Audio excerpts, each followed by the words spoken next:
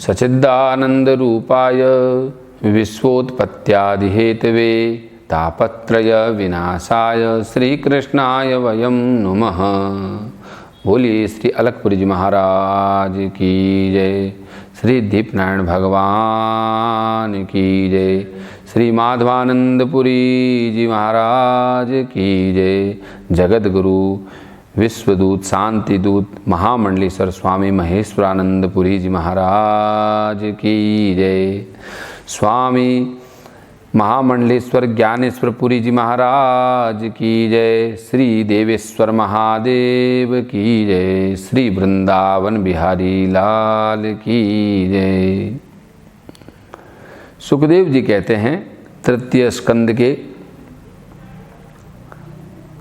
हमको 19वें श्लोक में प्रथम अध्याय में हैं हम लोग कि हम सब लोग क्या वर्णन सुने कि अवधूत का वेश धारण करके विदुर जी स्वच्छंदता पूर्वक पृथ्वी पर विचरण करते थे। अवधूत यानी कि उन्हें कोई पहचान नहीं सकता था, केवल ज्ञानवान ही पहचान सकता था। आत्मीय जन उन्हें पहचान न सके, शरीर को सजाते भी नहीं थे, शुद्ध वृत्ति से जीवन निर्वाह करते थे और तीर्थों पर रहते थे, है ना। गाम पर्यटनेन मध्य विविक्त वृत्ति ही सदा प्लुप्तोदशयनो अवधूतः अलक्षितः, कोई पहचान न सके इसलिए अलक्षितः स्वेर अवधूत वेशो व्रतानि चेरे हरितोषणानि इत्थम व्रजन भारतमेव वर्षा कालेन यावत् गतवान प्रभासम तावत् छसास क्षितिमेक चक्रामेकात पत्राम जितेन पार्थ। इस प्रकार भारतवर्ष में विचरते विचरते वे प्रभास क्षेत्र में पहुंच गए और जब तक भगवान श्री कृष्ण की सहायता से महाराज युधिष्ठिर पृथ्वी का एक छंद्र अखंड राज्य करने लगे थे। यानी कि वे जब प्रभास क्षेत्र पहुंचे थे तब क्या हो गया था, भगवान जा चुके थे, युद्ध पूरा हो चुका था और उनका तीर्थाटन इतना लंबा था, अब कोई फ्लाइट से तो नहीं, पैदल विचरण कर रहे थे, एक एक स्थान का सेवन कर रहे थे। वहाँ पर तीर्थ का हर स्थान तीर्थ है, वहाँ पर नकारात्मकता भी है सकारात्मकता भी है। लेकिन हमारा रिसीवर कैसा है, जो व्यक्ति भगवान की तलाश में है वो वहाँ पर जो सकारात्मक ऊर्जा है उसको ग्रहण करता है। तो विदुर जी ने सब जगह की सकारात्मक ऊर्जाओं को ग्रहण किया। महाभारत यानी उस वक्त का विश्व युद्ध था, बड़ा पूरे विश्व के राजाओं ने वहाँ भाग लिया था महाभारत के युद्ध के अंदर। गांधार से आया हुआ तो ये शकुनी था ही, जिसे आज आप चाइना कहते हो, जापान कहते हो, बब्रुवाक्स, ये जापान का राजा बब्रुवाक्स, उसने भी युद्ध में भाग लिया। उस वक्त के पूरा एशिया ही नहीं, पूरा जितना भी पृथ्वी था वह समस्त लोगों ने वहाँ युद्ध में भाग लिया था अलग अलग देशों से। तो वो उस वक्त का विश्व युद्ध था और विश्व युद्ध में भी शांति हो सकती है। ये विदुर जी का चरित्र बता रहा है कि विदुर जी अपना शांति में थे, विदुर जी अपना ध्यान समाधि में थे और उस वक्त युधिष्ठिर का शासन आ गया। तत्रार्थ सुस्राव सुहृदि नष्टिम वनम यथा वेणु जब वहनि संश्रयम संस्पर्धया दग्ध मथानुशोचन सरस्वतीम प्रत्यज्ञाय तृष्णिम। वहाँ उन्होंने अपने कौरव बंधुओं के विनाश का समाचार सुना, आपस की कलह के कारण के लड़ भिड़ कर के सब नष्ट हो गए थे, जैसे बांसों का जंगल बांस से जल के भस्म हो जाता है। चुपचाप वे सरस्वती के तीर पर आ गए। तस्थाम त्रिश शयनो शनसो मनुश्च पृथोरथाग्ने रसितस्य वायुः तीर्थ सुदासस्य गवाम गुह्यस्य यच्छा देव देव देवस्य स आशीष वे। वहाँ उन्होंने किन किन ऋषियों से देखो सेवन किया, वहाँ उनको त्रित उष्णा तस्याम त्रिस्यो उष्णा मनु मनोश्च और पृथो रथा अग्नि यानी अग्नि असित वायु असितस्य और गु श्राद्ध देव के नाम से 11 तीर्थों का सेवन किया। इनके अलावा उन्होंने पृथ्वी में ब्राह्मणों और देवताओं के द्वारा स्थापित किए हुए जो भगवान विष्णु के मंदिर थे उनका भी, उनके शिखरों का भी, मंदिर के शिखर का दर्शन किया जाता है। आयुध और चक्र चिन्ह थे जिनके दर्शन से गोविंद का स्मरण होता था, उनका भी सेवन किया। अन्यानि चेह द्विज देव देहे कृतानि नाना यतनानि विष्णु प्रत्यंग मुख्या अंकित मंदिराणि यद दर्शनात् कृष्ण मनुस्मरंती। ये कहाँ किया? प्रभास क्षेत्र में। प्रभास क्षेत्र वह क्षेत्र है जहाँ पे चंद्रमा ने दक्ष प्रजापति के श्राप के कारण भगवान शिव की उपासना की थी। सोमनाथ क्षेत्र, प्रभास क्षेत्र, वहाँ पे इन्होंने यह उपासना किया। ततस्त्वति व्रज सुराष्ट्र मृद्धम, ये और सौवीर मत्स्यान कुरु जांगलाश्च कालेन तावद्य मुनामुपेत्य तत्र उद्भवम भागवतम ददर्श। उसके बाद वे वहां से चल करके धन धान्यपूर्ण सौराष्ट्र, गुजरात का हिस्सा है, सौवीर मत्स्य और कुरु जंगल, ये राजस्थान को जांगल प्रदेश कहते हैं, जंगल देश जांगल, तो ये इधर से सब आ गए और कुछ दिन यमुना के तट पर रहे। फिर उन्होंने परम भागवत उद्धव जी का दर्शन किया। कहाँ पे किया उद्धव जी का दर्शन? यमुना जी के किनारे। स वासुदेवानुचरम प्रशांतम बृहस्पते प्राकतनयम प्रतीतम आलिंग्य गाढ़म प्रणयेन भद्रम स्वानाम पृच्छद भगवत प्रजानाम। और वे भगवान श्री कृष्ण के सेवक जो थे उद्धव जी, अत्यंत शांत स्वभाव के बृहस्पति जी के शिष्य विदुर जी ने उन्हें देखकर प्रेम से आलिंगन कर लिया और भगवान श्री कृष्ण और उनके आश्रित स्वजनों का कुशल पूछने लग गए। यमुना जी के तट पर उद्धव जी और विदुर जी की देखिए मुलाकात हो गई। कचित पुराणो पुरुषो स्वनाभ्य पाद्यानुवृत्ति किलावतीर्णो आसात उर्व्याम कुशलम विधाय कृतक्षणो कुशलम सूरगे।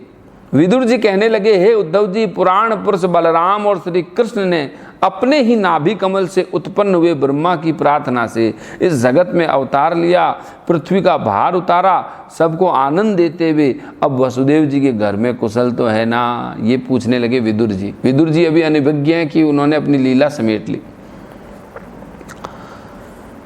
कचित कुरुणाम परम सुहृतो भामस आस्ते सुखमंग शौरी यो वे स्वसृणाम पितृवददाति वरान वदान्यो वर तर्पणेन। हे प्रियवर, हम कुरुवंशियों के सुहृद पूज्य वसुदेव जी, जो पिता के समान उदारता पूर्वक अपनी कुंती आदि बहनों को, उनके स्वामियों को संतोष कराते हुए उनकी सभी वस्तुएं देते आए हैं, आनंद पूर्वक तो है ना।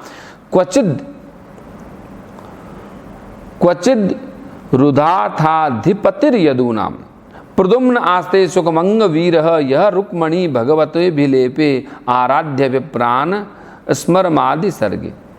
हे प्यारे उद्धव, यादवों के सेनापति वीरवर प्रदुम्न जी तो ठीक हैं, वे तो पूर्व जन्म में कामदेव थे, जिन्हें देवी रुक्मणी ने ब्राह्मणों की आराधना करके भगवान से प्राप्त किया था।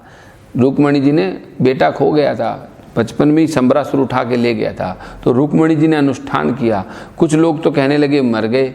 ब्राह्मणों ने कहा आपका बेटा एक दिन लौट के आएगा, तो ब्राह्मणों ने द्वारका में बहुत बड़ा अनुष्ठान किया और रुक्मणी जी की श्रद्धा थी ब्राह्मणों के ऊपर, क्योंकि रुक्मणी जी का तो विवाह शिशुपाल से होने वाला था, लेकिन ब्राह्मणों ने कहा नहीं नहीं, तुम्हारा विवाह द्वारकाधीश से हो जाएगा। तब एक ब्राह्मण को उन्होंने भेजा भगवान श्री कृष्ण को अपना प्रणय निवेदन लेकर के। तो पहले ईमेल तो होता नहीं था, नहीं फ़ोन, तो ब्राह्मण ही ईमेल का काम करते थे, कॉन्फिडेंशियल, लीक नहीं करते थे। तो ब्राह्मणों ने प्रद्युम्न जी का भी काम निकाला। क्वचित द्रुदा अधिपतिर यदूनाम प्रद्युम्न आस्ते सुखमंग वीर यह रुक्मणी भगवतो भिलेबे आराध्य विप्राण स्मरमादि सर्गे। क्वचित सुखम सात्वत वृष्णि भोज दासारकः अधिपस आस्ते यमभ्य शिचंज छतपत्र नेत्रो नृपासनानाम परिहत्य दूरा। सात्वत, वृष्णि, भोज और दासारह वंशी यादवों के अधिपति महाराज उग्रसेन सुख से तो है ना, जिन्होंने राज्य पाने की आशा त्याग दी थी। यानी कि एक तो राजा ययाति का श्राप था यदुवंश को, और दूसरा कंस ने जो अत्याचार किया, तो उन्होंने वो सोचा अब तो हमारी सारी उम्र जेल में ही बीतेगी। लेकिन भगवान की कृपा से उन्होंने उनको गद्दी मिली कि वे कैसे हैं, कमल नयन भगवान ने उनको राज सिंहासन पर बैठाया। क्वचित धरे सौम्य स्वत सदृक्ष आस्ते अग्रणी रथिनाम साधु सांब असूत यह जाम्बवती व्रता दया देवम गुहम यो अंबिकया धतोग्नि। अपने पिता के समान समस्त रथियों में अग्रगण्य श्री कृष्ण तनय सांब है वो तो ठीक है, और ये पहले पार्वती जी के द्वारा गर्भ में धारण किए हुए स्वामी कार्तिक हैं। सांब के बताए कार्तिक का अवतार है। भागवत ये कह रहा है कि जो सांब है ये कार्तिक अवतार है। अनेक व्रत करके जाम्बवती ने इन्हें जन्म दिया। जाम्बवती जी ने कहा कि ये सांब मेरे यहाँ पैदा हो जाए। तो ये सेनापति हैं। सांब की वीरता की प्रशंसा है। देखिए भागवत में कभी सुन ही नहीं पाते वो जो 7 दिनों वाली भागवत में ऐसी ऐसी बातें कि क्षेमम स्व क्वचिद युधान आस्ते स फाल्गुना लब्ध धनु रहस्य लेभेंजसाधोक्षय सेव येव गतिम तदीयाम यतिभिर दुरापाम। जिन्होंने अर्जुन से रहस्य युक्त धनुविद्या पाई वे सात्यकी तो कुशल पूर्वक है ना, वे भगवान श्री कृष्ण की सेवा में अनायासी भगवान जनों की उस महान स्थिति पर पहुंच गए जो बड़े बड़े योगियों को दुर्लभ है। सात्यकी योगियों के पद पे कैसे पहुंचा? मात्र सेवा करके, क्योंकि सेवा सबसे मुश्किल है। संतों की सेवा करके, भगवान की सेवा करके परम पद पे पाया जा सकता है, जो कि योग अभ्यास से भी नहीं पाया जा सकता। सेवा में बड़ी ताकत है, क्योंकि सेवा करने के लिए अहंकार अगर है तो सेवा नहीं हो सकती। निरअहकार होकर ही सेवा की जा सकती है। क्वचित बुध स्वस्थे अनिमीव आस्ते स्वफल को पुत्रो भगवत प्रपन्न यह कृष्ण पादांकित मार्ग पांसु स्वचेष्टत प्रेम विभिन्न धैर्य। भगवान के शरणागत निर्मल भक्त बुद्धिमान अक्रूर जी भी प्रसन्न तो हैं, जो श्री कृष्ण के चिन्हों से अंकित व्रज के मार्ग की रज में प्रेम के अधीर होकर के लौटने लग गए थे। कचि शिवम देवक भोजपुत्र्या विष्णु प्रजाया एव देव मातुहु यो वे स्वगर्भेण दधार देवम त्रयी यथा यज्ञ वितानम रथम। और भोजवंशी देवक की पुत्री देवकी जी कैसी है? जो देव माता अदिति के समान ही साक्षात विष्णु भगवान की माँ हैं, और वेद त्रयी यज्ञ विस्तार रूप अर्थ को उन्होंने मंत्रों में धारण किया है। देव की माँ के अंदर मंत्र विराजमान है, तभी तो देवता उसके अंगों में विराजते हैं। माता देवकी के जो देवताओं का आवाहन करती है वो माँ देव की है, और मंत्र और उन मंत्रों के अर्थ उनकी इंद्रियों में विराजते हैं। ऐसी माता देवकी की मंत्र साधना है। तो वो माता देवकी कैसी है? वेद त्रयी यज्ञ विस्तार रूप अर्थ को मंत्रों में धारण करके हमारी देव की माता है। उन्होंने भगवान श्री कृष्ण को अपने गर्भ में धारण किया, ये मंत्र शक्ति थी उनकी। अपिस्वदास्ते भगवान सुखम यो यह सात्वताम कामदुघो अनिरुद्ध यमामनंति स्म शब्द योनिम मनोमयम स्वत्व तुरीय तत्वम। देखिए क्या अद्भुत व्याख्या है श्रीमद् भागवत की।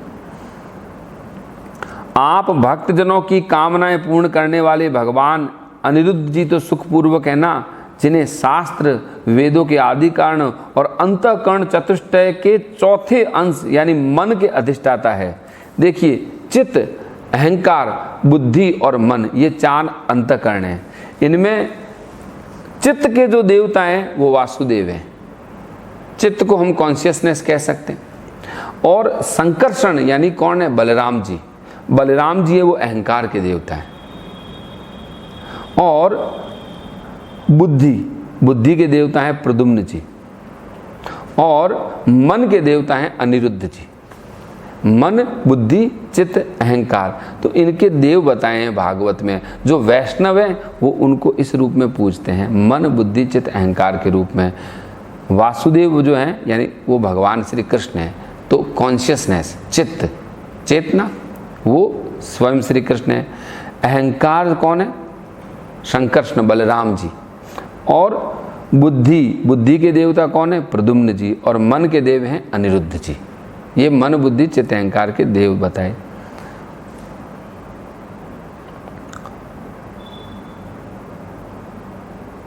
अपि स्विदन्ये च निजात्मदेव मनन्यवृत्त्या समनुव्रता ये हृदीक सत्यात्मज चारुदेष्ण गदादय स्वस्ति चरन्ति सौम्य।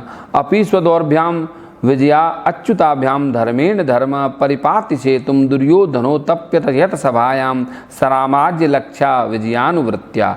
महाराज युधिष्ठिर अपनी अर्जुन और श्री कृष्ण रूप दोनों भुजाओं की सहायता से धर्म मर्यादा का न्याय पूर्वक पालन करते तो है ना। मय दानव की बनाई हुई सभा में इनके राज्य वैभव और दबदबे को देखकर दुर्योधन को भी ईर्ष्या हो गई थी। महाराज युधिष्ठिर की जो दो भुजाएं कौन है? श्री कृष्ण और अर्जुन। जब भगवान ने मय दानव से इनकी सभा बनाई थी, दुर्योधन को भी ज्वेलसी जिसको बोलते हैं वो हो गई थी, ऐसा बताते हैं। किम वा कृताघेष्वघम मत्यमर्षि भीमो हि दीर्घतमं व्यमुंचत यशांघ्रिपातम रणभूर्ण से हे मार्ग गदयाश्चरतो विचित्रम। अपराधियों के प्रति अत्यंत असहिष्णु भीमसेन, हाँ, अपराधी के प्रति एकदम क्रूरल होना चाहिए, क्रूरता का भी उपयोग है। वो भीमसेन ने सर्प के समान दीर्घकालीन क्रोध को छोड़ दिया क्या? जब वे गदा युद्ध में तरह तरह के पैंतरे बदलते थे तब उनके पैरों की धमक से धरती डोलने लगती थी।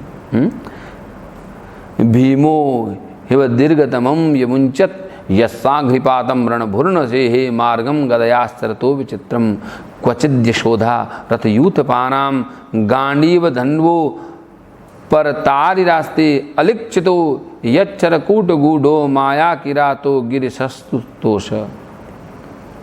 जिनके बाणों के जाल से छिपकर किरात वेशधारी अतएव किसी की पहचान में न आने वाले भगवान शंकर प्रसन्न हो गए। वे रथ और यूथपतियों को सुयश बढ़ाने वाले गांडीवधारी अर्जुन तो प्रसन्न है ना, अब तो उनके शत्रु शांत हो चुके होंगे। यमा वोतस स्वितनयो प्रथाया पार्थेव्रतो पक्ष बिरक्षीणीव रेमात उद्याय मृथेश्वरिक्थम परात सुपर्णा विवज्रिवक्त्रात्।